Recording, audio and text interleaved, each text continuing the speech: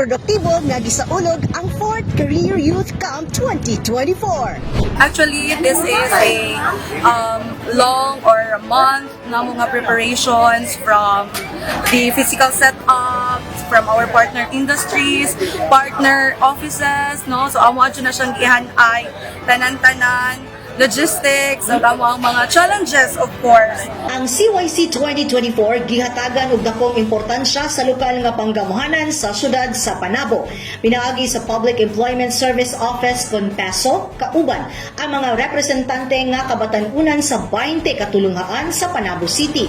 Ana ang Panabo Faith Mission Academy Incorporated, Manay National High School, A.O. Florendo National High School, Kaganguhan National High School, Malativas National High School, Desiderio F. Dalisay Senior National High School, Northern Paramedical and Technological College of Panabo Incorporated, Casilak National High School, Mabunaw National High School, Panabo City National High School, Panabo Christian School Incorporated, Sindaton National High School, Kauswagan National High School, San Vicente National High School, Quezon National High School, North Davao College Incorporated, Southern Davao National High School, Don Manuel A. Havillana Memorial National High School, Little Panay National High School, Lorenzo T. Concepcion Integrated School. Kung pwede na ko sa mag-apply na future, kaya magpapahalaga ko kung saan na-assign mo.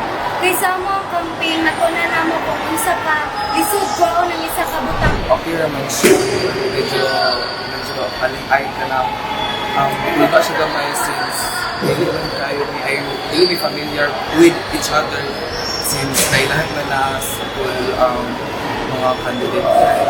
Bisan pa man adunay mga challenges o hagit sa panahon ang mga partisipante aktibo nga mipartisipar sa mga aktibidades sama sa pagpaminaw og lecture ug practical activities alang sa academic and vocational strands og track sa senior high school. Matud pa ni career coaching focal Mary Joy Monteras nga aduna sila'y nasinati nga struggle sa panahon tungod kay maglisod ang mga bata og perform sa ilang task og labi pa sa pagtulog kung kusog ang ulan. Dito na musab sila nga mahimong independent nga makabarog sa ilang sariling kaugalingon bisan pa man sa ilang pangidaron.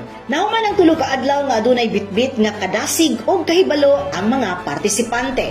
Kauban sa kamera si Louie Panagsagan, kini si Dali Amag nga gikan sa City Information Office Broadcast Services alang sa Frontline News Panabo. Importante, informed.